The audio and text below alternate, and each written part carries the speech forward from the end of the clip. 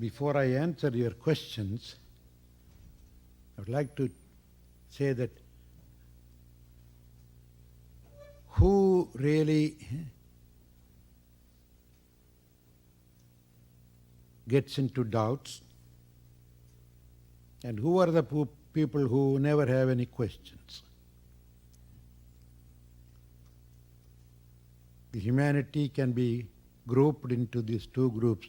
The people who have questions, the people who do not have questions or never have questions.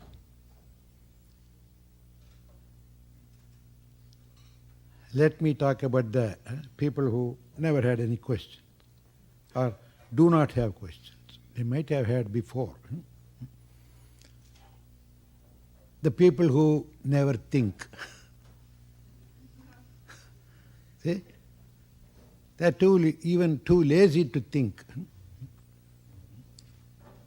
So they never have to question anything.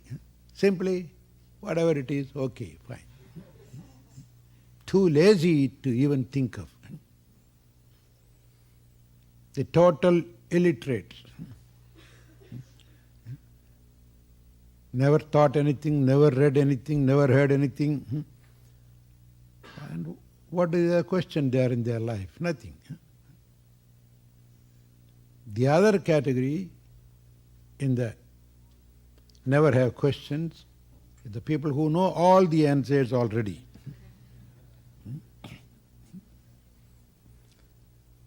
There's no need for them to ask questions because they know it already. The one who doesn't want to know, no question. The one who knows everything, no questions. Then who have the questions? The one who wants to know and do not know the answer. So the in-between, sort of halfway house people.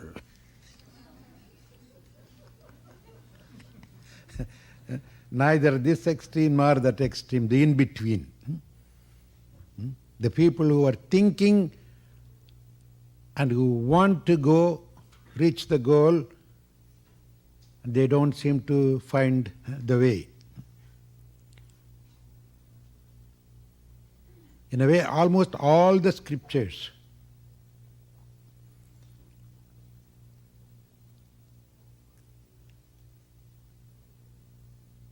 are here by the way of answering the questions of the seekers. If you read the Upanishads, the 108 Upanishads in the Hindu system, they're all nothing but answers to the questions. The seeker asks, the seer says, explains. So the fact that people are asking questions means that they are looking for something. They are seeking for something. Now, why does anybody want to become a seeker? Why can't they just enjoy life and whatever comes, fine? Name, fame, money, possessions. They can just enjoy.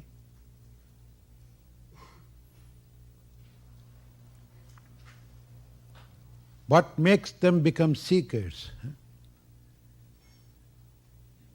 To make a little pun, when they become seekers,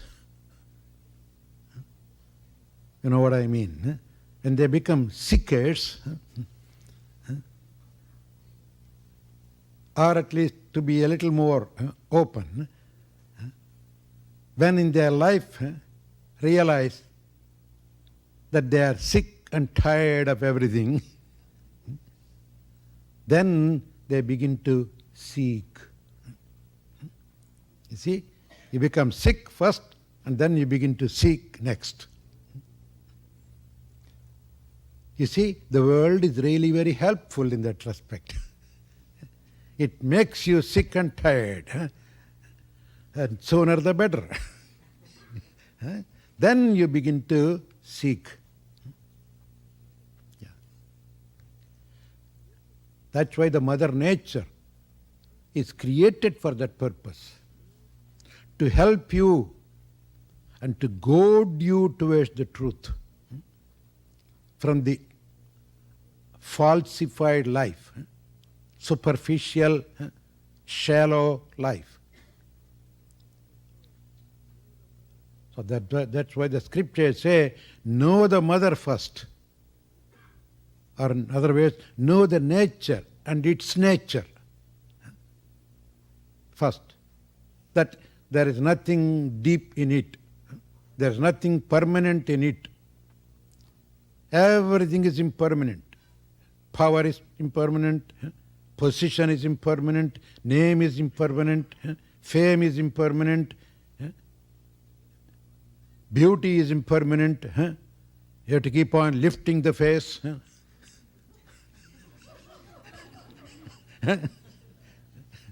Changing the nose.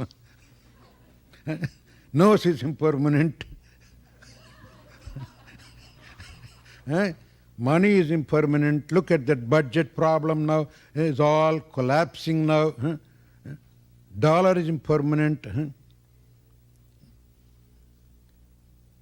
The other day, Chidananda was telling me that is it in Lebanon? It was 3, is it Lebanese pounds? For 3 pounds for $1 in those days. Now, very soon it has come down to 900 pounds for $1.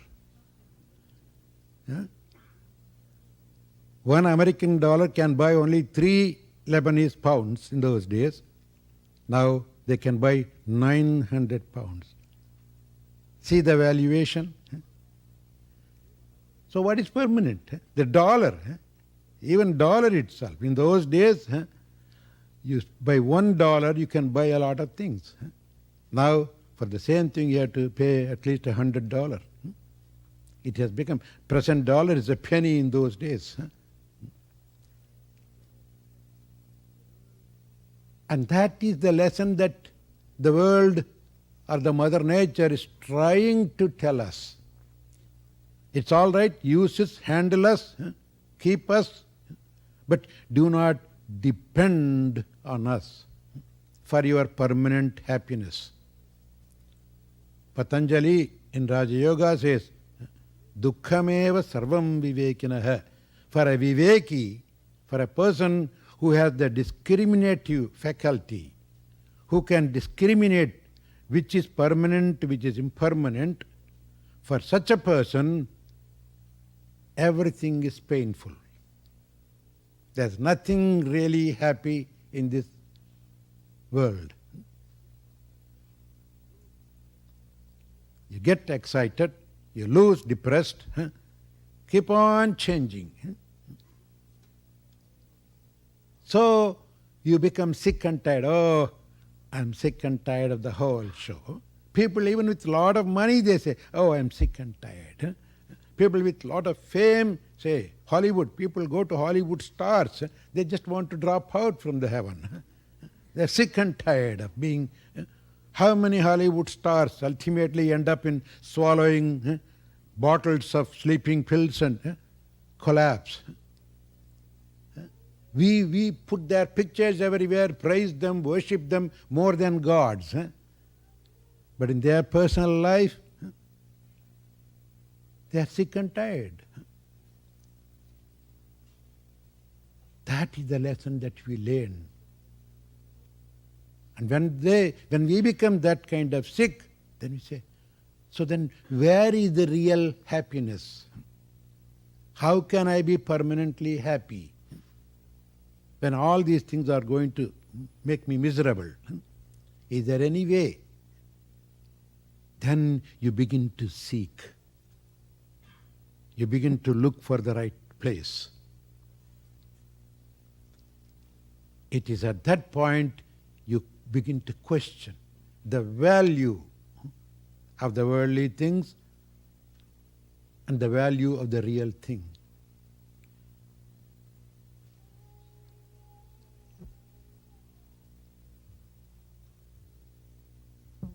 So a questioning mind is a seeking mind. And when you really ask for it, you get the answer. It doesn't have to be from a particular individual or going somewhere here. If you really seek, anything and everything can begin to teach you. And that is the reason why we have a saying, when the student is ready, who appears? Teacher appears. Yeah. The student, when the student is ready, when you really look for the answer, teacher appears. In what form? Not necessarily with a long beard or with a shaven head or with an orange robe. Anything can teach you. Even a stone teaches you. A thorn under the rose can teach you a good lesson. I often say, even a broomstick can teach you a fantastic lesson. But if you are ready to learn, yes. The great Guru, Dattatreya, had several Upagurus, he called them. A fisherman was a teacher. A drunkard was a teacher. You can learn from anything and anybody if you are interested in learning.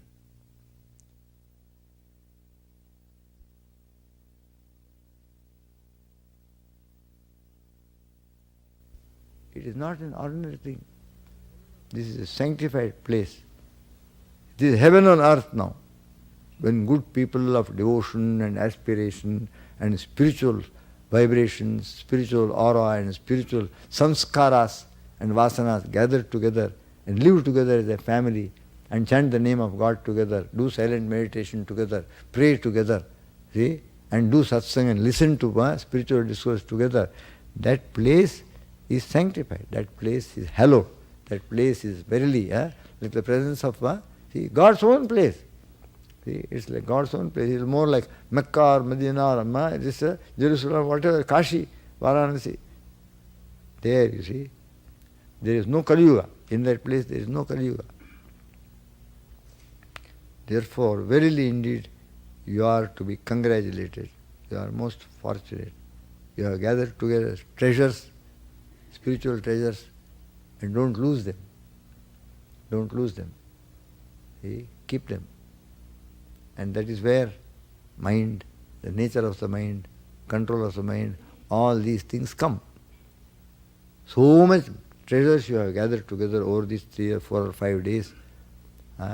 In morning meditation period, maybe you must have had readings done from Gurudev's books and Swami Satchidananda's books, and all the questions and answer sessions, maybe all these things you have to take together and treasure it and keep it, reflect over it and meditate upon it. But the mind will not allow you to do it. Before you go halfway to your home, half of it will be forgotten. See, part of the business of the mind is to make you forget all things worthwhile remembering. See? And that which is so much of garbage, that which is so much of dirty, it should not be in the mind. You must forget it long ago. You should throw it out. You will never be able to forget. It will always be there. And it will come only when you are trying to meditate in the morning. You won't know where it is. All the most unnecessary, unwanted, undesirable things, they will come up. So what you want to forget, you will not forget. And it will come when you don't want it to come. And so that's the perpetual question always aimed at gurus. What to do, Swamiji? When I sit to meditate, number 1, mind cannot concentrate, always disturbing. Number 2, horrible thoughts come into me. Horrible thoughts. I am shocked. I despair. I want to meditate upon God. Oh, such impossible things come. I am frightened. Where do they come from? Nowhere, don't worry, it is coming from inside you only. No? Because sometime or other it has been put into the computer. See? But this computer does not give data only when you ask for it. Uncalled, unasked also, it starts spewing things. You see? And so, this is the nature of the mind.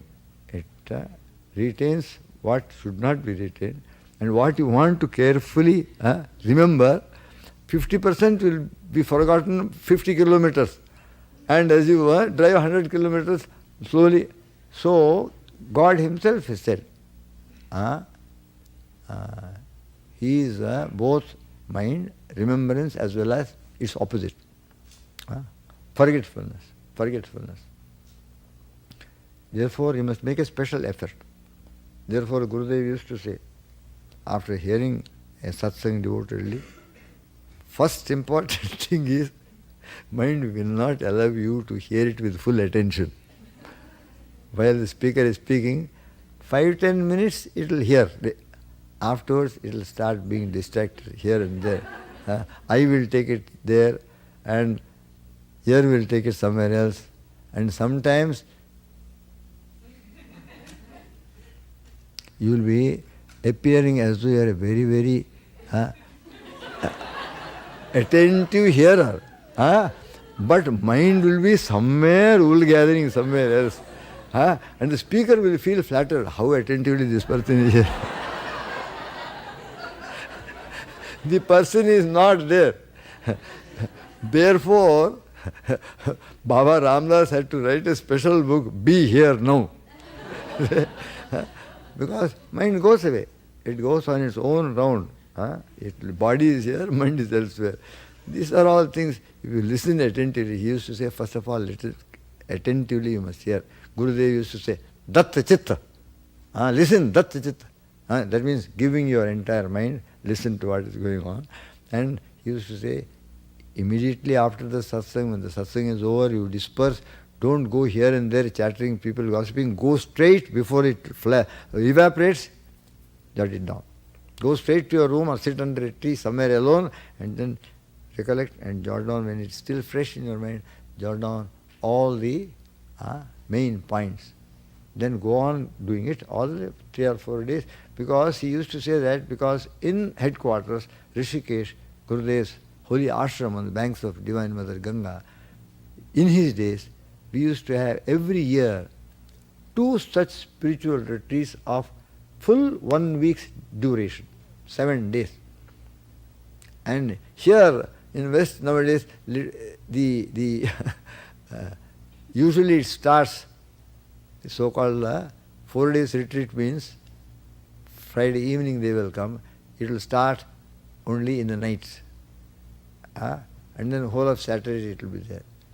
And Sunday sometimes it will be over after lunchtime. See? So actually it is hardly 1.5 days. But in Rishikesh, the spiritual retreat was 7 days, and the first day it started from 4 a.m. in the morning. See? And so during sadhana week, day after day, they had many discourses. So he used to say, each day's discourse, go and take down notes, keep a diary, maintain a diary. And many of them did it. So year after year they used to come. They accumulated a good, big diary of spiritual directions, information, instructions, inspirational words. So they all became wonderful sadhaks. And sometimes he asked if someone was maintaining a diary very regularly, hey, what are you keeping? I am keeping notes. Let me see. Oh, you are very thorough. Oh, give it to me.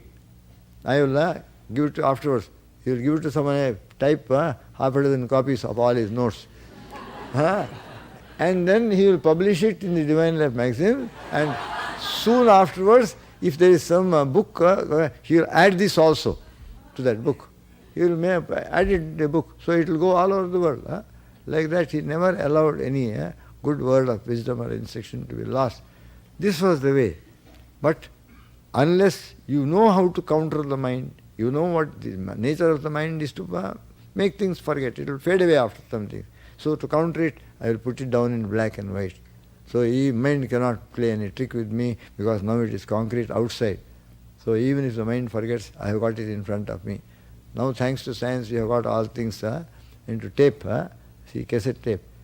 So, this problem of mind, how to remember, how not allow it to forget, how to control it, and allow it only to give admission to such thoughts that are okay, and not give admission to thoughts we don't want. It is a most important science. Most important science. And a unique book Gurudev wrote long ago, nearly 50 years back. He wrote a book called Mind, Its Mysteries and Control. The first part of it was already in print, even as early as 1934. See? It was printed in a well-known press, Gorakhpur, Gita Press, Gorakhpur. They printed only Hindi and Sanskrit works. But they were so much taken up by this book of Guru, the teachings of Gurudev, they undertook to print in English, a rare departure for them. You see, in English, Gurudev's first edition of Mind, Its Mysteries and Control, Part 1. And later on it has been expanded. It's a unique book of its kind in the world. The importance of knowing about our mind and knowing also how to control it is precisely because mind constitutes your human status. You are a human being because you have a thinking faculty. And also, in that thinking faculty, a specialized faculty, reasoning faculty. See? The faculty of intellect, intelligent reasoning, logic, asking questions, inquiring, analyzing, and discriminating, further investigating, making research, comparing and contrasting. All these things, the higher aspect of the mental mechanism called the intellectual function, intellectual process, is able to do. That is why we are human beings. Biologically, we are same as any animal, any creature, any subhuman creature. Absolutely no difference. See? In all the functionings of the biological, physical body, see, everything duplicated throughout nature. See? Eating, drinking, sleeping, sex, and fatigue, desire for rest, fear, desire for survival, they are same in all forms of life, including this animal, physical animal, whether it's an insect or a reptile or a bird or a fish or a beast or a big animal, whether it's an elephant or a giraffe or a camel or a small little animal, or this physically the human animal is the same as any other form of living beings. Biologically, physically we are the same. With one little exception, that is, we have a vertical vertebral column, spine. Other animals have got a horizontal vertebral column that is parallel to the ground. Parallel to the ground. That means they live all their life and pass away in the same level of evolution. They don't ascend, go higher and higher. That ability only man, as it were, to symbolize that his spirit has a vertical dimension, it can ascend to higher heights. Otherwise, biologically, we are all animals. Because we are endowed with this inner faculty, inner man, the psychological being, that mechanism which gives us, endows us with the power to think, feel, reason. We are human beings. And therefore, that constitutes our human status. And because we, man, the animal,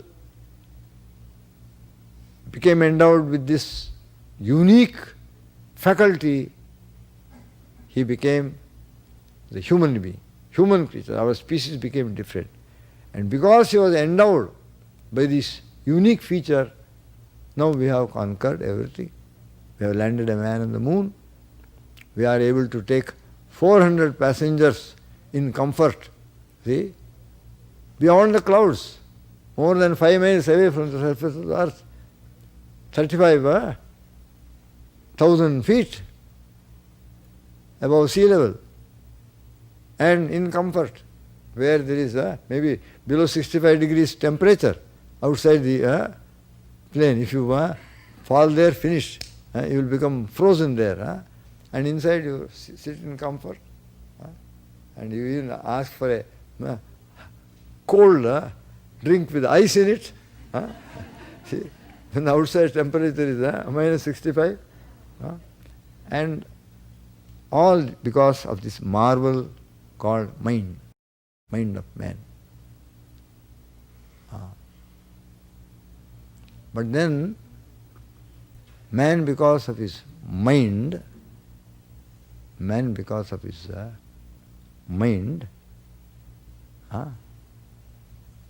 he creates such terrible problems.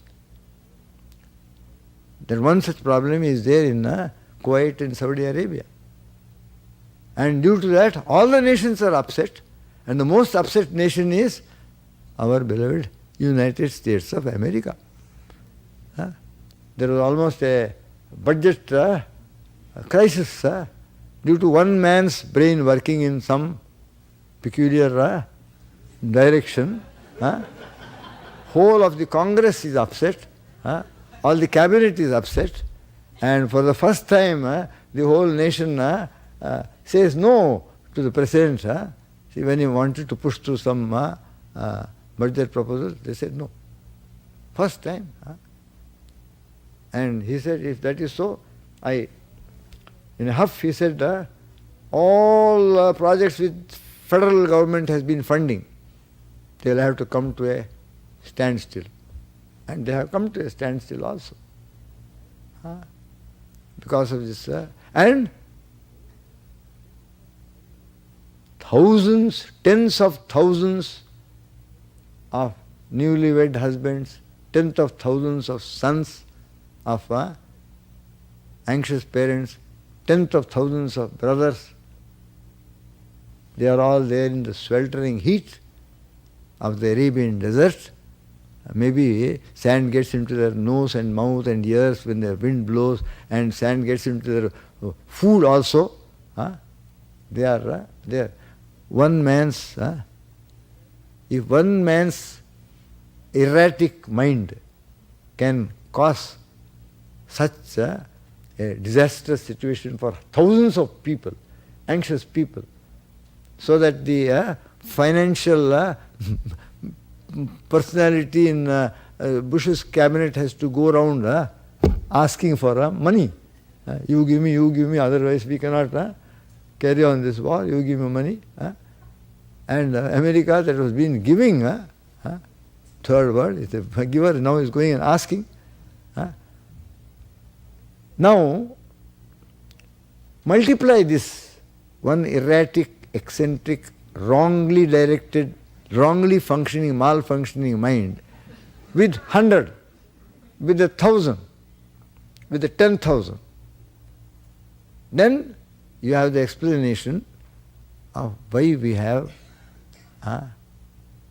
lunatic asylums, why we have psychiatric clinics, why we have people half well, half ill, going in and out of hospitals due to their not being able to understand their mind, not being able to manage their mind, not being able to control that mind.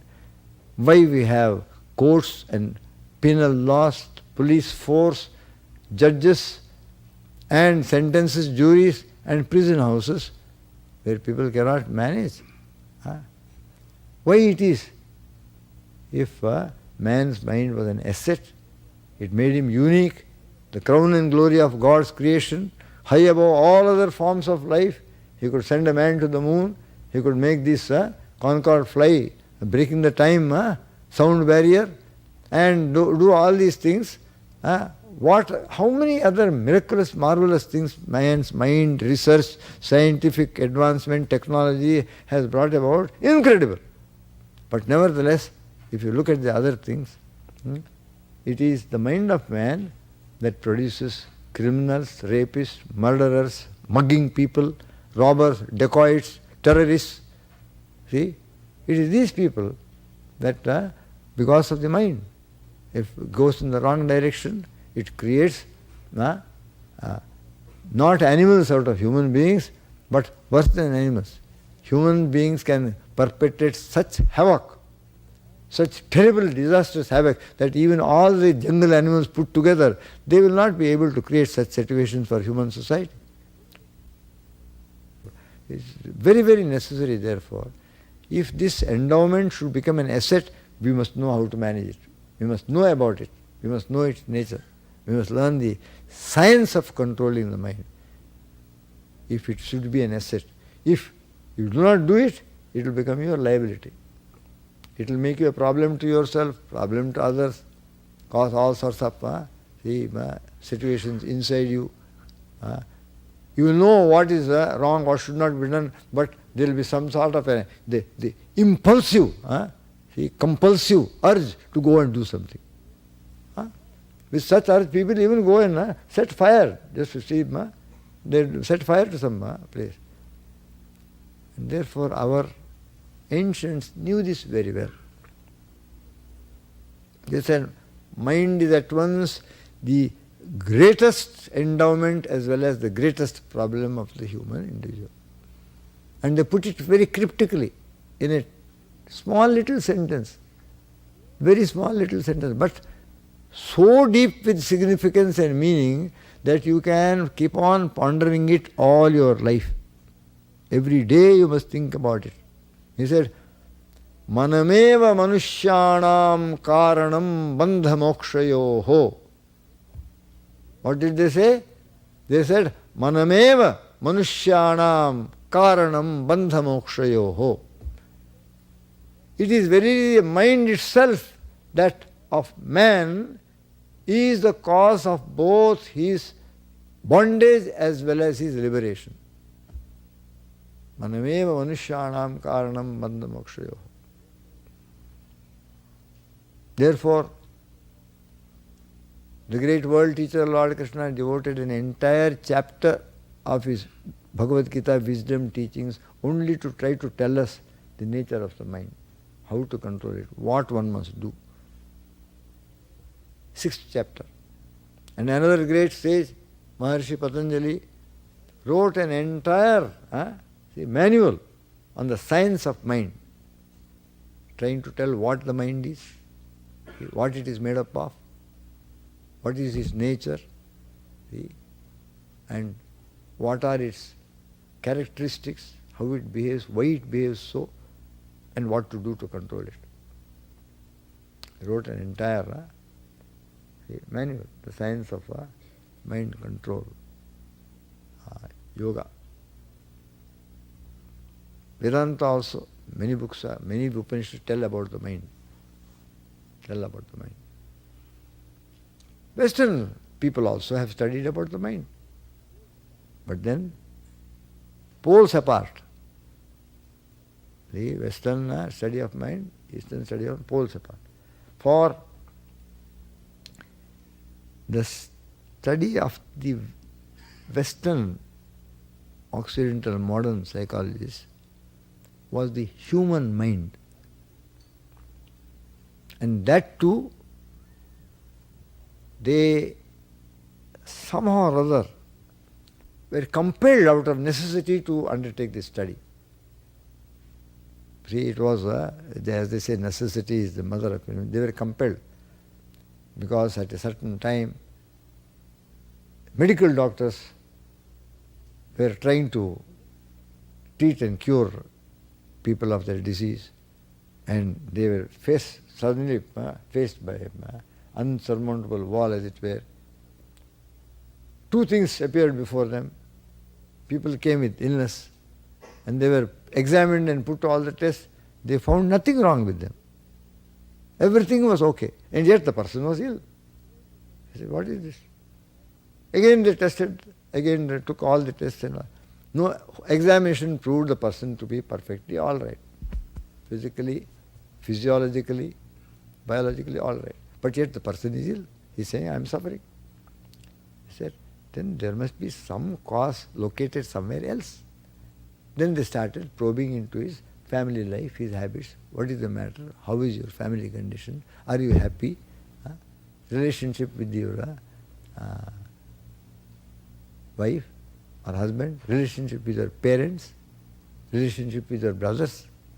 Have you got tension? Are you relaxed? Are you happy? So, this led, one thing led to another. Then they suddenly found that this person is suffering with this physical ailment because something is wrong with his mind. They were able to directly connect, a cause and effect connection, trace it to the mind. Then they said, we have to now, whole approach we have to make new, change our entire approach, try to find out how to deal with the mind, change its condition, then automatically this will be changed. So they launched upon this study also. And of course they had rudiments of some Greek mythologies and all that in order to show them some direction. But it was a human mind. And also, mostly it was the morbid mind. Because people were in distress, difficulty. So they went to a doctor for help.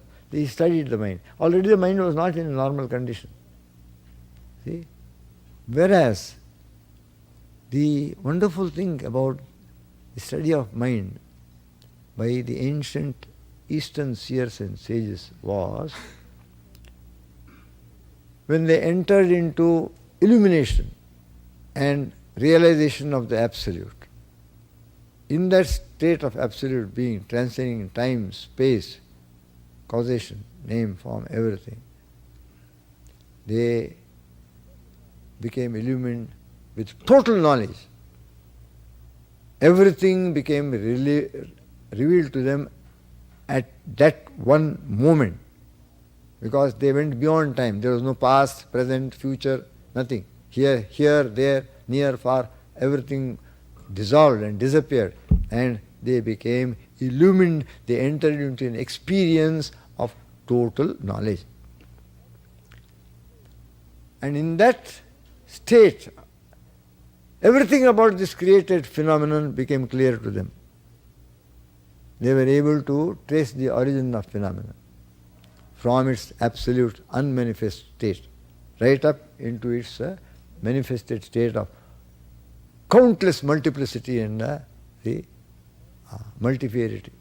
And as they traced it, as they knew it, then they had the direct experience of how the unmanifest became manifest.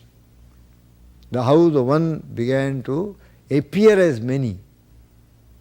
The absolute, the transcendental, how it became relative. And what was the very first manifestation of the unmanifest becoming manifest? Then what next? Then what next? Then what next? The entire cosmogony, the gradual, progressive, involving into progressive grossness of matter and becoming many, it was all revealed to them. And then they found that among the various categories that came into being out of that absolute, undifferentiated, supreme substance, transcendental absolute substance, out of the various categories that came into being, one of the categories was the principle of mind principle. It is called the mind principle. Even before man was created, even before universes were created, I got the message. Even before the universes came into being, there was no sun, moon, stars, no world, no humanity, no life. But in the cosmic aspect of the mind principle, which now is individualized aspect in us, see, that already was known to them. And they understood its nature then and there. Mind as such See, to my knowledge, there was only one other philosophical system which also insists only upon illumination, only upon realization. It opts for no second. Only one other philosophical system other than the Vedantic Indian system that had the same knowledge of the mind principle, and that is Taoism. See? Taoism. And sometimes this reference to mind principle in Zen philosophy, because it borrows heavily from Taoism. Though the technique has been borrowed from India to some extent, but the philosophy behind it is borrowed from Taoism. So they have this reference to mind principle. That is, mind per se, mind as such, mind by itself, not conditioned, not individualized, not the human mind, not any mind. The mind principle as such, as it evolved as one of the categories that came from the unmanifest into the manifest condition. And in their intuition, in their direct experience of this principle, they were able to say, this mind principle is by its very nature characterized by three qualities. Mind principle as such. Don't ask why, because why is a wrong question in philosophy. Yes, you can ask when, where, what, how. You cannot ask why. Why is called a wrong question because they call it ati prashna. See, you were asking the why regarding some state or something that occurred in a state of being when you yourself did not exist. And the mind which is asking the question, mind through which or intellect through which you wish to understand it, that also did not exist there. Then how you, even if someone told you, you will not be able to understand. And those that if someone asks, why did God create the world? The answer is silence. Because when you attain illumination, this question will not remain. Then everything will be absolutely clear as daylight to you. And therefore, they were able to see that this mind principle, first and foremost, the mind principle by its very nature, outgoing. You cannot ask, why is a quartz crystal piece always emitting radiation? Why not keep quiet? It is doing because it is doing. That is how it was created. It came into being radiating. Mind came into being outgoing tendency. The human mind is by its very nature outgoing, because the mind principle by its very nature had this outgoing tendency already in it when it came into manifestation. Therefore, if mind is always outgoing, you need not be very seriously perturbed. You must know, yes, this is its nature because this is what its nature was. Now I have to deal with it. So you practically start dealing with it. Second thing is, it's always outgoing, but one of the reasons why it is outgoing was explained by the great Lord of Righteousness, Yama Dharmaraja, to a brilliant young seeker, saying, when Brahma created it, Rajoguna was a little extra. Proportion of tamas, rajas and Rajoguna became a little extra in its composition. Therefore, Rajoguna is outgoing, it's activity. Because of rajas, mind is outgoing. Secondly, mind by its very nature is so constituted in its creation that it cannot carry on any process unless it has got the prop of some thing, some object. It has to think of something. It simply cannot think. See? Thinking means thinking of something. So, objectivity without the prop or the support of something, mind cannot function. It cannot simply function on abstruse, see, total abstract concept. It cannot. It has also to concretize it by itself through some comparative thing. Then it can think about abstract things. See? What is that Supreme Being? He is qualityless. He is absolutely without any quality. Like water, transparent, like water. You have to think about water. Think about transparency of water. No quality, no color. Like that, undifferentiated and without any quality. Therefore, it has this inveterate tendency of having to function only with the dependence of some prop objectivity. This is its second quality, nature of the mind. And the third, this is the most vexing. Okay, if you want to think of this object. If you give it to an object, do you think it will think of that object and keep quiet immediately? Within 2 seconds it will hop to another object. Within 5 seconds it must hop to a third object. See? Constantly. So it cannot dwell continuously upon any one single object constantly. It has to keep a hopping. Like there used to be a spring frog, hoppity, like that. Someone used to call it a grasshopper mind. Gurudev always used to call it monkey, branch to branch, always looking here, wanting. See any monkey, always restive, always wanting to. So this is called, in Sanskrit they call it Bahirangatva, Vishakaratva and Nanatva. It is always going outside, it is always objectivity, it has to think of, and always jump from one object to another. Many, it can think of many, it can never think of one. That was the entire problem of Patanjali, how to make human yogi's mind think of one to the exclusion of all other things. So he had to create an elaborate system. And the bhakti people created a very elaborate system. They said, okay, he has to think of God, but he cannot think of one thing only. Therefore they gave entire Leela of God. All right, you think of 100 things, but ultimately all centered on one only. Krishna Leela, Rama means 100 different things, yet Krishna is always there, because he is all related to him.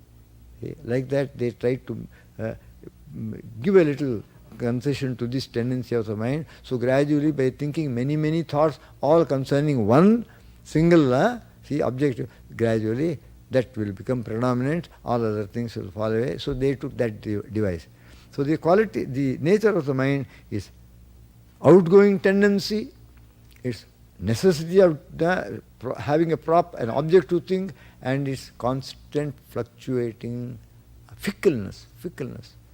This is the nature of the mind. Naturally, when we acquired that mind, we acquired it with all these three qualities. Our mind is outgoing, our mind is fickle, mind always wants to think, keep on thinking of one thing or other. And so, in order to provide for this nature, they had to devise a certain way of controlling it. How to control it? All right, let it go, let it be. Suddenly we cannot overnight ask it to stop its entire nature. Right? You cannot kill the mind. All right, let it go on. But if you are trying to rear up a little goat or a nice lamb or a sheep, and it gets into the habit of eating all types of things, garbage here and there, chewing of paper, chewing of cloth. So what do? It has to eat. But if I let it loose, it goes everywhere, and then maybe nowadays if it goes into neighboring farmers' things, it may die of poison. Because we put so much poison in what we grow nowadays. So what he did, he tied it, he took it to a nice field, lots of grass and all that, put a peg on the ground and tied it to a, maybe 20 meter or 15 meter rope. So It could browse wherever it wanted, but could not go beyond this. So its area was restricted to that which is beneficial and not harmful to it. So let the mind function, but restrict its area. Try to make it go around only in those things, see, which will not rebound upon you in a negative and a harmful way. That is one of the things that you have to do. And the entire life of a human being is connected with mind. And entire life, therefore, also is part of the process of controlling the mind. If you are eating such foodstuffs that excite the mind, and you want the mind to be calm like Buddha's mind, how you can expect it? Your food should be such that it is not too exciting. It is non-exciting. See, for example, you want to go to a cocktail party and have socializing with all your business friends and all that. How can you expect to be sober? And as the night goes on, steady on your feet. And ultimately, if you give rein to it, the alcohol will completely take your mind away, and then someone will have to carry you and deposit on your doorstep. God forbid. What happens? A little stuff from a little bottle into a little glass, if it goes, it is able to completely, and in a lesser way, there are many things we intake which little by little goes into our system. Grossest portion is eliminated. The next portion, which is not very gross, gets absorbed into our gross body, becomes the blood and our blood cells and nerves and all that. But the quality of the food, the finest portion, the vibration, the quality, it ascends and forms the mind stuff. So if the quality of the food is tamasic, mind also becomes tamasic. It is rajasic, mind becomes. If it is sattvic, mind becomes very refined, it becomes very subtle and becomes easier to control. So food, I am only telling of one food. But Shankaracharya went one step better. He said, food is something ingested into the body, therefore you call it food. But so many things enter the body, not necessarily through the mouth and tongue and throat. So many things enter the body through the ear, so many things enter the body through the eyes, so many things enter the body through touch, smell. All these also constitute the food of the human psyche, human individual. Human psyche, human individual. Therefore, you must be careful what type of food goes inside. What are the sights, what are the sounds, what are the environmental things. See? And God forbid that any little kid should be brought up in a big city nowadays. The billboards that they put for advertisement contains so much of absolute dirt, you see, that it is enough to corrupt even adult minds. What to tell of? These impressions form. Anything that are perceived by the five senses, immediately an impression is created in the mind. Immediately. Quicker than the most sensitive of lenses, immediately sensitive of camera plates. They are all called subtle impressions, samskaras. Mind is a bundle of samskaras, it is filled with samskaras. And same experience or same sight being taken day after day, it creates a definite tendency in a particular direction inside. A definite inclination to move in a particular direction is created in the mind inside. It is called vasana. It is a latent tendency, an inclination, built-in inclination. If they accumulate, whatever these are, that the person is. The character of the person, behavior of the person is dictated by what is inside his mind. And mind is a bundle of these very subtle impressions and very subtle tendencies.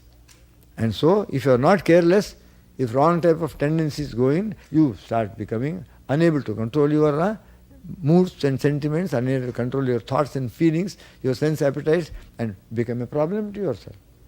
If you are wise and allow only create good impressions, noble, sublime, pure, spiritual impressions, samskaras and tendencies, vasanas, then you become a person who is always inclined in the right direction, towards noble sentiments, good thoughts. See? This, therefore, you must be careful how mind is formed. The literature that you read, the sights that you see, the company that you keep, see, all these go to make up the sum totality of the intake into your psyche. And mind takes this impression and puts it into one part of it. Because this inner man, we have 5 sheets, this is gross physical sheet is fed by food. But inside there are 3 sheets. I don't talk about the 5th sheet. 3 sheets. One is the vital energy, which we call life. If it is there, you are a living person. If it is not there, you are a dead person. And there is the 3rd sheet of thought, sentiment, emotion. 4th sheet of logic, reasoning, intellect. You see, these 3 sheets are the inner man. They are called suksham charir. This is called gross body, that is called subtle body. So the lodgement of the mind, the place where the mind is in the subtle body. And there, in the subtle body, 3rd and 4th sheets constitute mind and intellect. Mind means sentiment, emotion, everything. Intellect means reason, logic, both in the right direction and the wrong direction. Many criminals are there, super intelligent. Even police cannot, they make use of the latest modern technique, and they are able to break locks and go into bank. Super, but perverted, going in the wrong direction. And the repository of all these things, all the input is in a deeper depth. It is called memory. So mind as thought, emotion and sentiment, mind as reason, intellect and logic, mind as memory, retentive memory. These are 3 aspects. Now, there is a 4th aspect that coordinates the function of all these, directs the function of the intellect, and gets fooled, bound, held, enslaved by thoughts, emotions, moods, and is able to make use of memory. It is the being called I. I think, I remember, I want to remember. See, I feel like this. Oh, I know, you don't have to tell me. I have figured it out. So, arrogates itself, intelligence. But when it comes to managing the mind, hopeless failure. You see, hopeless failure. And the great mystery there is, it is not able to understand, it is not able to perceive that it is being fooled by the mind at every step. It thinks everything is okay. I am okay, you are okay, we are okay, everything is okay. But all the while, it is being led by the nose, by this subtle thing called mind. It is fooled at every step. It is completely a slave, but thinks, I am the master. That is the delusion of the thing called ego. These 4 go to make the inner instrument. See,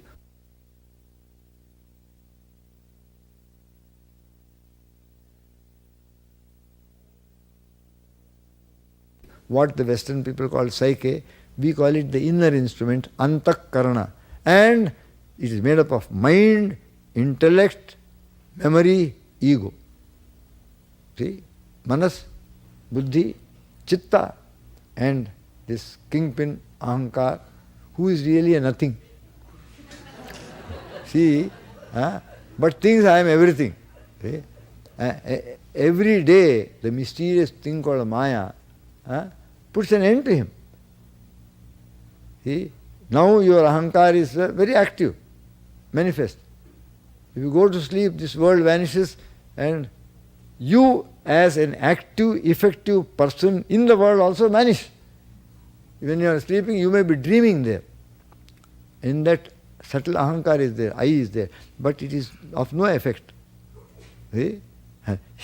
If you are dreaming there, and some big spider comes into the room, your wife screams, "Hey John, please get up, spider is..." Unless she shakes you and wakes you, you cannot do anything about the spider, even though the ego may be having a big dream, very, very active there. So that ego is ineffective ego, it is there. But you as a effective, physical, earthly, worldly ego personality, you are not there, you are extinct. Finish. And One more stage comes when neither you as a big personality ego here, nor you as a dreaming personality ego there, both vanish. Your ego is effaced, your ego is nullified, your ego becomes extinct. That means every day you are killed, you are destroyed. And for many hours you are no more. And yet when you wake up, we start arrogating ourselves. We give a sense of reality. A person who is bundled and thrown away in one, you can do nothing about it. Every day when sleep overcomes you, you say, no, I don't want to sleep. You cannot. In spite of that, you will be bundled and thrown away. You are a nullity. What is this thing? This ego principle is a nullity. Each cycle of 24 hours, you become a zero. And yet, that is the nature of the ego. He will try to assert, try to be aggressive and arrogate himself, even though helpless in the deep sleep state to assert oneself, and helpless in the waking state to do anything about the mind. The mind is taking you for a ride, always playing with you. And so, if you want to get control of the mind, you will have to tell yourself, no, this is impossible situation.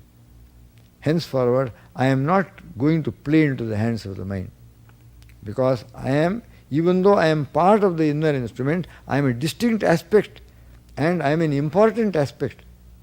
Therefore, I will assert my importance, and you must learn to stand back and say, I am distinct from the mind. I am different from the mind. Mind you, I am not telling you this in the Vedantic sense, in the spiritual metaphysical sense. No, that comes next. Even in the psychological level itself, you must try to affirm your identity as apart from this mind, which is only an instrument given in your hands. You are supposed to make use of it. It is supposed to serve you. Now you have become enslaved by it. I said, enough of this slavery. Today I cry halt. From tomorrow no more will I allow this. Thus far and no further. You have to put your foot down and make up your determined resolve that from tomorrow I will be the director. I will be in charge. Mind is not going to direct me. Mind is not going to take charge of me. I will be in charge. If you do that, then you are on your way to conquering the mind, on your way to controlling the mind. As long as you are absolutely identifying yourself with the mind, and whatever the mind desires, you think I desire, whatever the mind feels, you think I feel, whatever the mind thinks, this is my thought, and therefore you want to conform it, and if someone contradicts it, you are ready to fight. No. If you go into a wrong thought, if you are gripped by a wrong thought, and you start doing something foolish, someone pulls you back and says, hey, what are you doing? This is very wrong of you. You must not try to defend yourself, but say, yes, my God, I am sorry. Thank you for pointing this out to me. I got trapped by the mind. See, I got trapped by it. So you must not identifying yourself with the mind and then start wanting to establish it and then start fighting with someone who contradicts. So anyone who makes you aware that you are being led in a wrong direction by the mind and its wrong thought, you must thank. You see, he is giving me an opportunity to control my mind, practice my yoga. And therefore, you must know on the psychological level, how to stand back, know yourself as distinct from the mind, not part of it, and not obliged to listen to it, not in any way compelled or obliged to do whatever it wants you to do, but on the contrary, you may say, no, I can be myself. I can assert my separate identity apart from the mind, its thoughts, its emotions, its promptings, its egging on. No. Therefore, if you write about turn, if you cry a halt, put your foot down and say, henceforward, when a mind makes a thought, I will first examine it. I will stand apart, be a witness and observe it. First of all, apprise it. What is its nature? Is it an okay thought or And if you think that thought is negative and not worthy of you, not worthy of all that you have learned, all that you have been trained to do, out it goes. It will not be, you have no business here, out you go. And if it is a worthy thought, okay, I pay attention, you can be inside. Like that, you have now to assert your independent existence as a factor apart from this ceaselessly thinking mind. Thought has no rest at all. It never ceases. Constantly it is spontaneous, independent thought. You say, I stand aside from the stream. I am not going to flow with the stream. Like that, if you begin to assert yourself and take the mind into your hand and say, you have to do what I want to do, and a simple formula Gurudev gave to start upon this process of controlling the mind. He said, what, for a period, make up your mind and say, what the mind wants me to do, urges me to do, maybe 100 times a day, 200 times a day, what the mind wants me to do at any given time, I will not do it. I will go exactly contrary to the mind. And what the mind does not allow me to do, what the mind says, no, make it do it. See? Those who have tried to train a dog will understand this problem. He used to say, don't cooperate with the mind. Stand in opposition to it. You got upset one morning and got into an argument with your wife, stormed out of the house, went away to the office. And mad at yourself, mad at everyone. Cooled off during the office hours. When you came back, you really felt very bad. I've been, so something in you, something decent, says, I must go and apologize. I must tell my wife. Maybe even in the office, I must ring her up and say, no, it's no good. I must go and make up. I must say, please forgive me. What I did was very, very wrong. And the mind will say, no. Yes. Prestige, you see. Why should I go apologize? And it is then you have to assert yourself.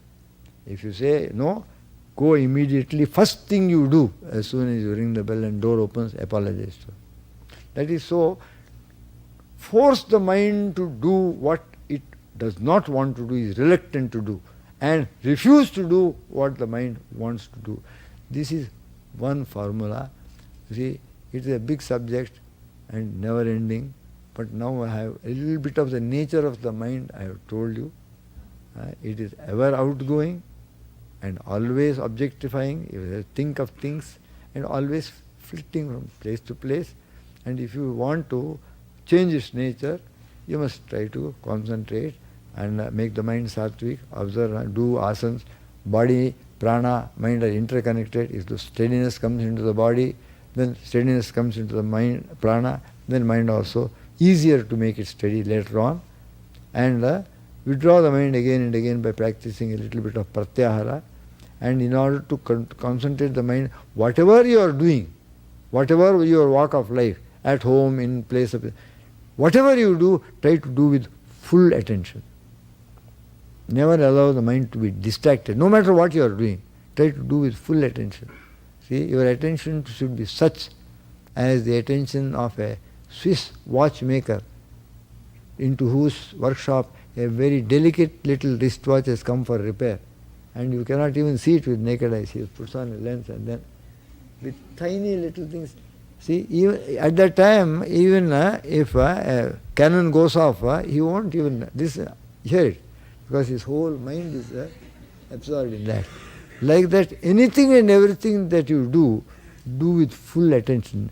That itself becomes a training for concentrating the mind, controlling the mind. See? And having told you, non-cooperation, refusing to do what the mind wants to do is the key. And that is possible only if you make up your mind to know of yourself psychologically as a distinct factor inside, not one with the mind, but other, independent, apart from it, different from it. So, not being obliged to identify yourself with it, not being obliged to do whatever it wants you to do. In that way, you take your stand upon a different ground now, within yourself. And later on, of course, that different ground will become much higher, spiritual. I am not body, mind, prana, I am Atman. That's a different thing. Psychologically, try to affirm and assert your independent identity as apart from the mind mechanism and its ceaseless activity. Then alone you will be able to do this non-cooperation. And you persist in it. In the beginning it may be difficult. If you persist in it, nothing is impossible. Everything is possible. Nothing is impossible. If you persist in it, one day you will attain it. This is the promise of Lord Krishna himself. And in the meanwhile, anything that increases sattva helps you to control the mind. Japa of God's name, see, reading scriptures, holy company, chanting kirtan, writing mantra, all these help. And more than anything else, if you want to control the mind, give up its wrong habits, company of seekers, company of devotees of God, company of good people who are trying to lead a good life, company of people who are trying to have an ideal before them and trying to live up to that ideal, idealistic people, they will all help you in overcoming the mind. And also read Gurudev's book, Mind, Its Mysteries and Control. Thank you. God bless you. Thank you. God bless you.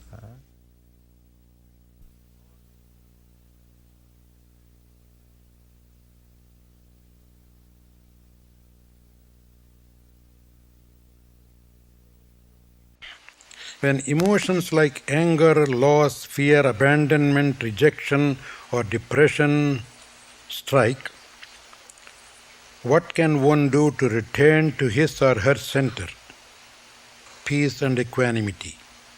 How should we deal with all that energy that often paralyzes us? Well, what can one do? Look within. Why am I angry? What is the loss for me? What did I lose? What is it that I am afraid of?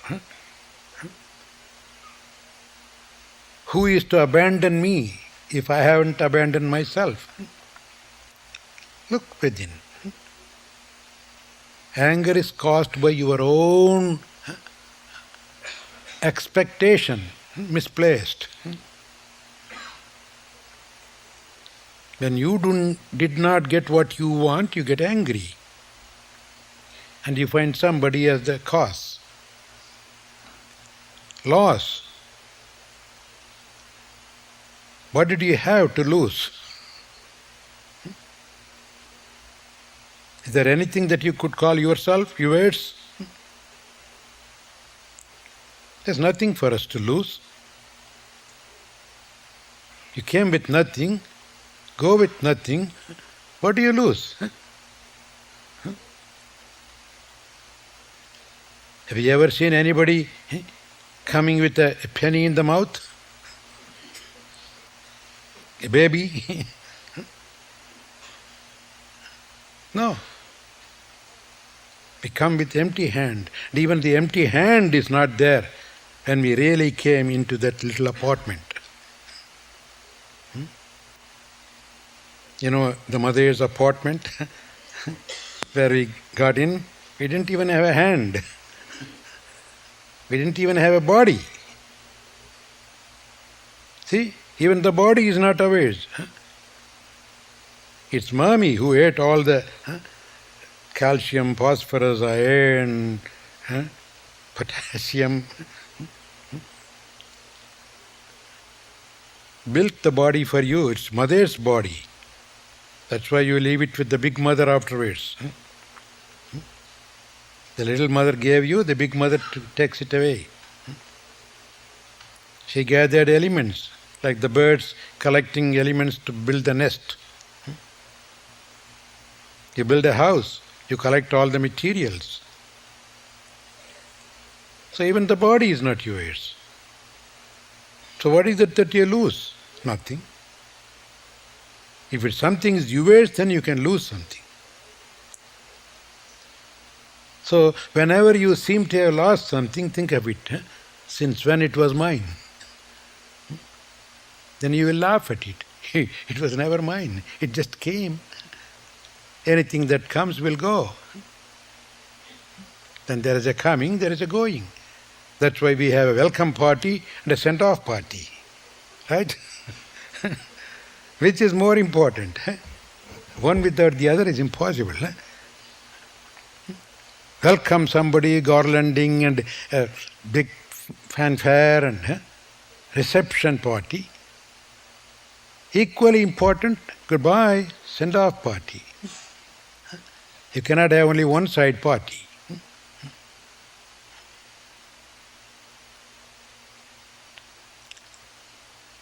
So think in these terms. No anger, no fear, no loss, no abandonment. Abandonment, why? Because you are depending on somebody to band you. As long as you are depending on somebody, you will be abandoned one day.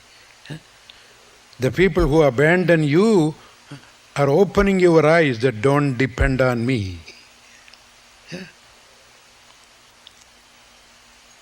You are on your own. Nobody can abandon you if you decide not to abandon yourself. So these are all things that rejection, depression, strike, it's all the same. You want somebody to approve you. We are always doing things for others' sake. Others have to appreciate you. Others have to say, oh, you are pretty. Just for others to say that you are pretty. You go to Revlon, Avon and this and that. Spend hours and hours in front, packing up everything, spoiling your whole health. Because somebody else has to tell you. No. The mirror in your home that you paid so much will not tell you early in the morning that you are pretty.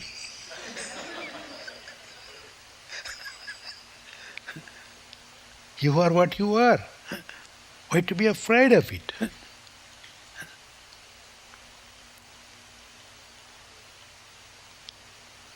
We put false identity, false value to things.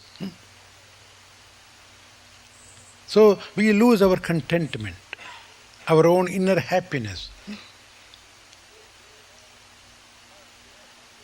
You work so hard to have plastic surgery to take away one wrinkle, and you go all the way to Africa to take a picture of an old person with hundreds of wrinkles.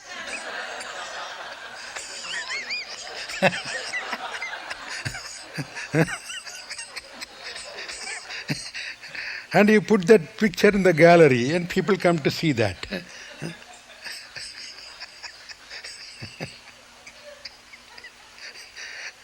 Sometimes we feel like laughing at these people. What a value we put on these things. You kill yourself, you die in the name of diamond, diamond, diamond, diamond. Throw a diamond in front of a little chicken. He'll pick up. Nothing good to eat. Throw it out. It will look for a grain of rice. Even the chicken is not valuing your diamond which you are dying for.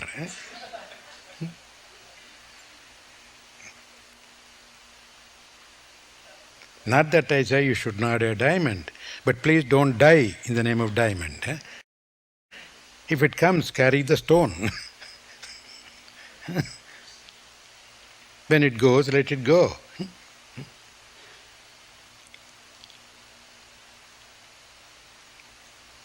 So we should never learn to depend on things. Inner beauty is the real beauty. The old saintly lady Avvayar one time said, Kunji alagum kodunthane kottalagum manjal alagum alagalla நெஞ்சத்து நல்லம் யாம் என்னும் நடுவு நிலைமையால் கல்வி அழகே அழகு. An old lady talks about beauty. What is real beauty? Kunji alagu. Is it the hairdo beauty? Brings you beauty? Kodundanik. Is it the dress that brings you beauty? Manjal alagam. Is it the powder that makes you beautiful? Even in those days, they had all these things. So she was talking about all these beauty are not real beauty. Then what is real beauty? If you have a beautiful mind, a crystal clear, balanced, நெஞ்சத்து நல்லம் யாம் என்னும் நடுவு நிலைமையால், I am clean and I am balanced. If you have that kind of mind, nobody can hide your beauty. Everybody can see your beauty, the inner beauty. Make-up beauty is not, it will collapse one day. It's just make-up. Bring out your inner beauty. That means if you're always happy, contented, accepting things that come and go, who can rob your beauty? It's a happy mind that makes you look beautiful. It's the beautiful mind that reflects through the body. Every cell responds to your beauty, mental beauty, and they become healthy. That is what, even in this modern day medicine, they say, make your mind beautiful, you can make your body beautiful.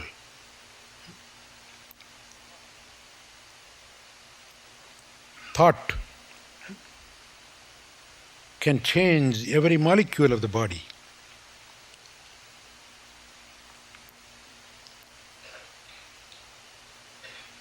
So let us not depend on other things, outside things. If they come, fine, let them. Let them be around you. When they go, let them go. And there is a coming, there is a going. Don't let your mind be affected by that. That's what you call equanimity.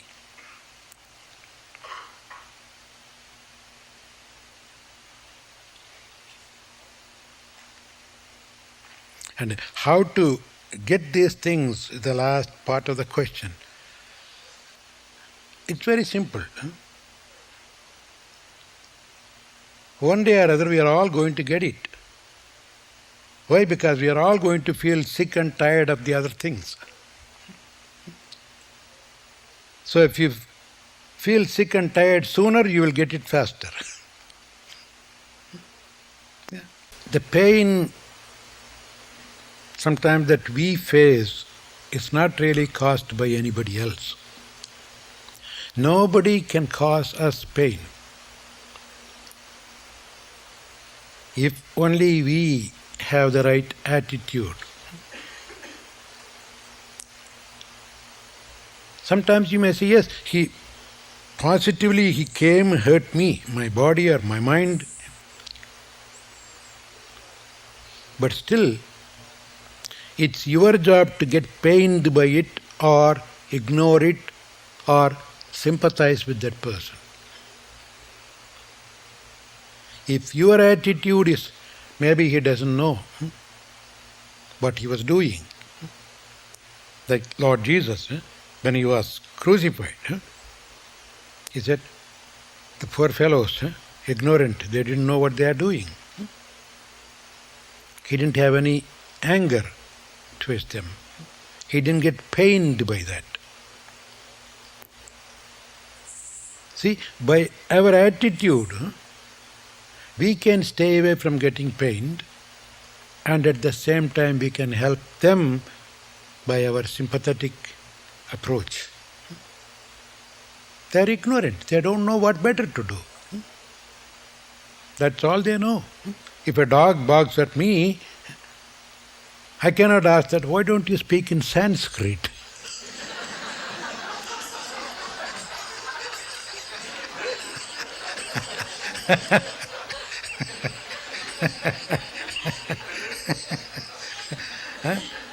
And the dog will wag the tail. Whoa, whoa. That's all. A dog is a dog. That's all it can do. Expecting the dog to talk to you in a high language is your mistake. So understand the person for what he is.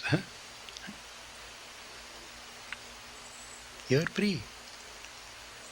It's not here, we are here to constantly compare ourselves with others. You are just you.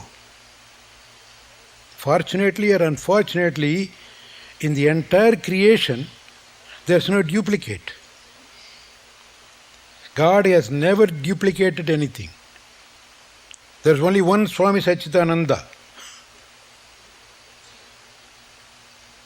Nobody can imitate that person.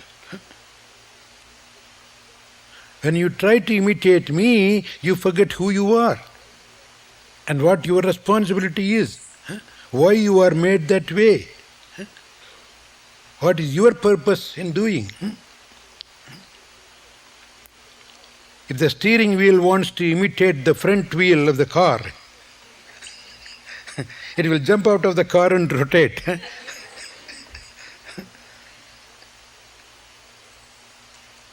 Which is important, the steering wheel or the front wheel or the back wheel?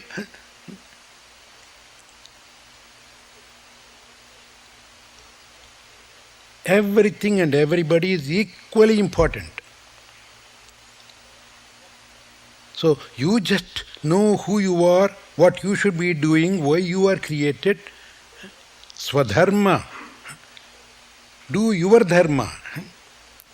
Don't try to imitate others' dharma. The scripture says, even though the other dharma, paradharma, looks beautiful, he just sits there and computes and counts money, and I am here working with the tools in the job with all dirty hand.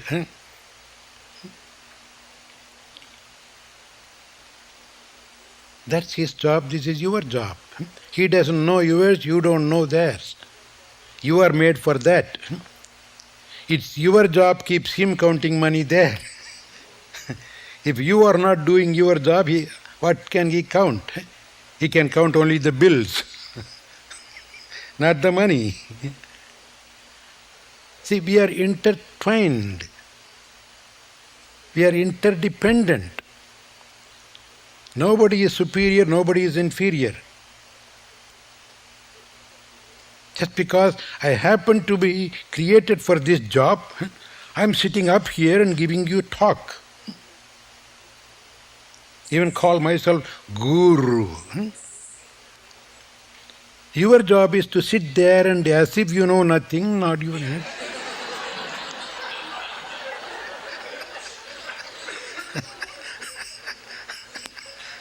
Until the curtain closes.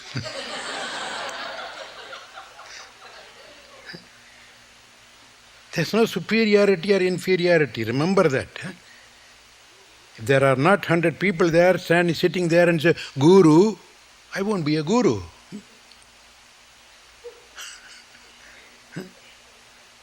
I need people like you to make me myself a guru. So you are the guru maker. You all turn around and we have seen hundreds of fakes like these. Gone, all my guru-dom.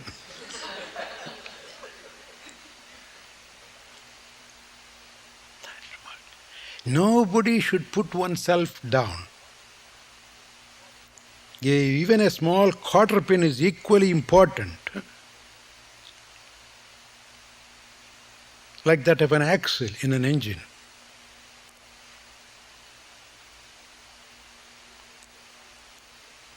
Thiruvalluvar says, Uruvu kand ellame vendum. Urul perunderukku achani annar udaithu. Don't look at somebody and say big or small. There are people who are like the wheel of a chariot, and there are people who are the quarter pin at the end of the axle. Without the quarter pin, the wheel won't be in place. It will be in the ditch. You should learn to respect everybody, and you can do that only when you respect yourself. Copying somebody and putting yourself down always means you are not respecting who you are. You seem to have a very poor opinion about yourself. Lost your self-esteem. That's one. So, if we have the right attitude, there's no need for any pain in life. There's no need to point our finger and say, he caused me pain. No. Change the attitude.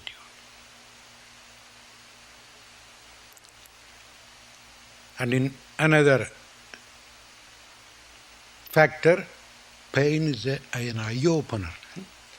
It opens your eye. It helps you think. Why did I get pained? What did I do wrong? How can I correct it? Master Sivananda always used to say, pain is your best friend. If you want to grow, get lot of pain, a lot of friends who will cause you pain. Yeah. Yes. If anybody boosts your ego, know that he is your enemy. Yes. If anybody is trying to hurt your ego, salute him. Love that person. Give him more opportunity to look for the ego and hurt. He's like a doctor, investigating the problems in the body and mind. Is it a sort of invasive something? You find out where the ego hides. So pain is a friend.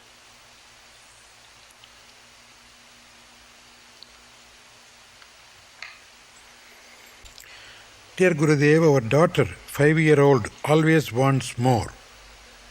Before she looks at what she has received, she measures what others have. How can we help her to find satisfaction?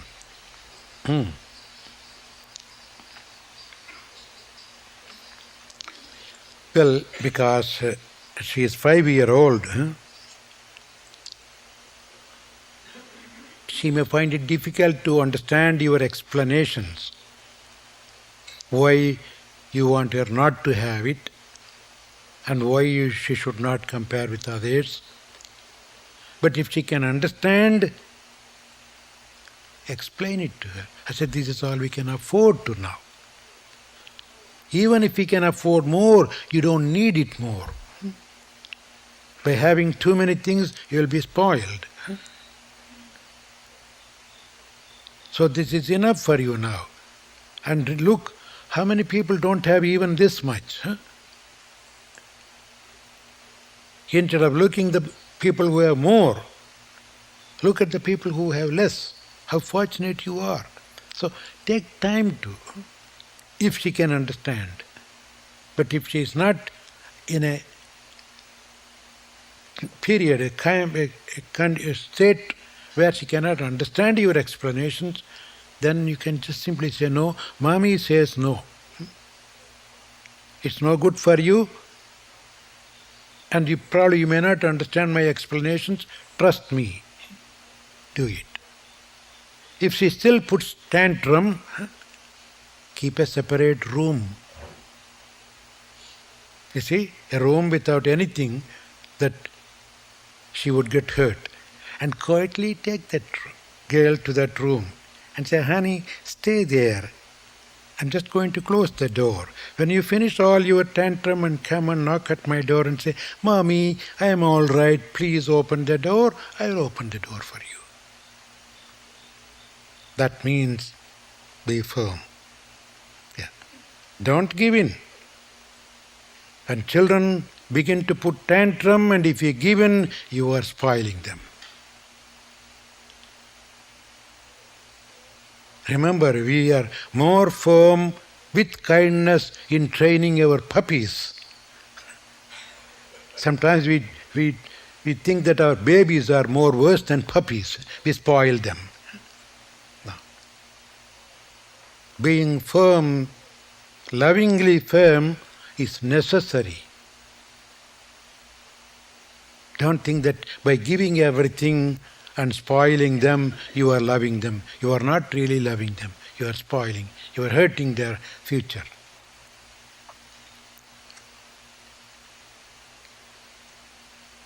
Remember, when I am a little lazy in the morning and I get up late and I go to my mommy and say, Mommy, I'm in a hurry to go to school, give me my breakfast.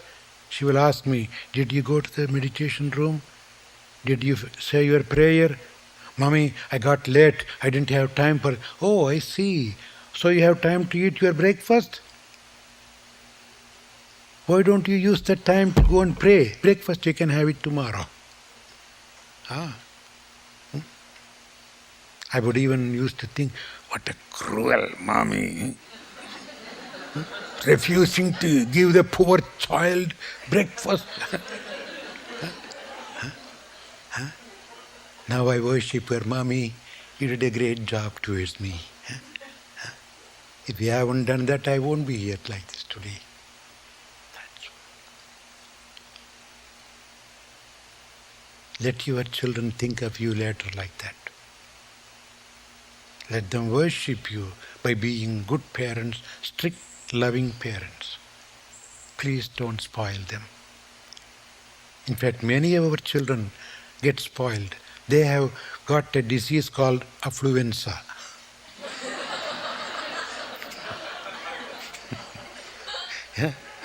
Yeah.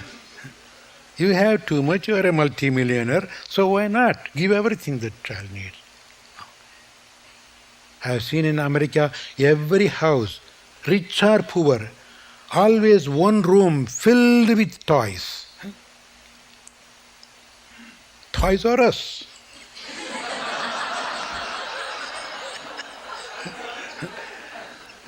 And look at that, commercials, how tempting. And the children see the commercial and they want to buy it. And you should be a good mother and say, you want to buy it, you can't buy it. Yeah. You are not going to have it. You have so many other things, play with that now. That's enough.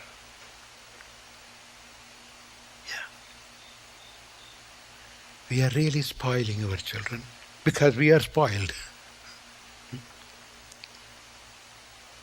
I feel very sorry for as a whole, the American nation. We are all spoiled. Lavish. Too much. Naturally, the people, when they close the tap, we freeze here. No oil. When they close the pipeline there, you are freezing below 40. Shame. What kind of freedom we have then? How much of a dependency we have. We say, we are a free country. You are not really free. Even if you live a very simple life, go in a bicycle, you don't need cars if you can't get gasoline. Instead of going and waging war against them. as if the whole world belongs to us. They happen to be living on the oil. That's their country. We grow millions of tons of food, abundance here. Can they come and take it? You sell it. And if you don't get the right price, you even dump it in the sea to keep the price under control. Is it not so? You know that?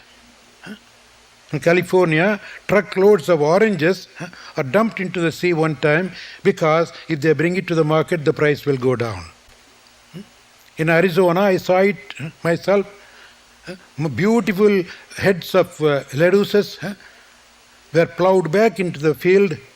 I asked them why. No, if I pluck this all and take it to the market, the price will go down. How greedy we are.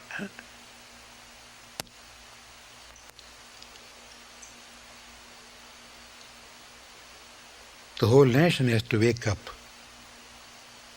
It's a shame to call ourselves rich country and to be put to shame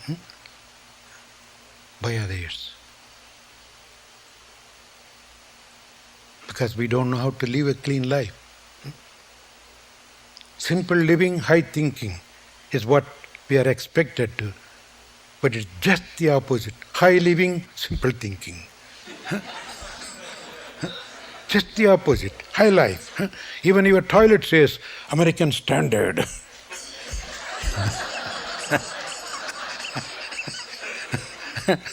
Yeah, our standard is there in the toilet seat, that's all. Your prison and the hospital should say American standard. Nobody is here. Nobody to fill up the prison. Nobody to lie down in the bed in the hospital. No sick people, no criminals. That is the prestige. That's the American standard should be. Our values seem to be looked in very different field, area.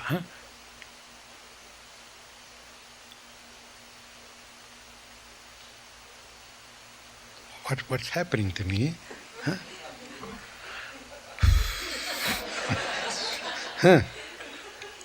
Why do I get into all these things? I don't think. I will be very unpopular very soon. No. Don't mind. Who says I am popular anyway? Yeah.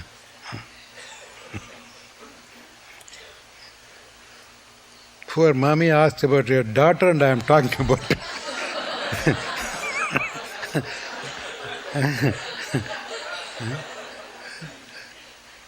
Look at this. A mommy asked about the doctor and I am talking about Arabian oil.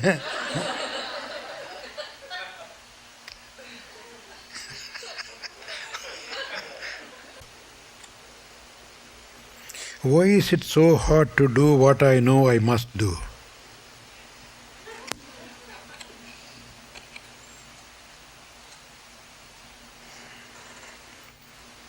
Because you picked up a hard thing.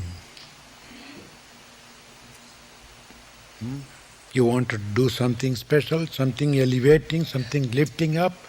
It's hard. Always hard to lift up something. Elevate yourself. To throw it out, to drop it down, is easy. So hard things are always good. And good things are always hard. Be patient. And if you really know the importance of it and the need for it, it even doesn't become hard anymore. Things become hard when you don't understand why you are doing, what the benefit is. Then you say, half-hearted, I don't know why I'm doing, I'm just doing. Then it becomes very hard. If you know that you are really going to have a good, nice baby, don't you even go look for a hard time in having a little pain in delivering the baby? No pain, no gain. So don't get disheartened by hardship. Know that hardship means you are really going to achieve something great. Face it, and if you can't do it by yourself alone, you can get help also. Choose the right thing and do it somehow. Don't give it. Don't give up, I mean. ஒன்றே செய்க ஒன்றும் நன்றே செய்க நன்றும் இன்றே செய்க இன்றும் இன்னே செய்க, says the scripture. Do one thing, and that too let it be good, and that too do it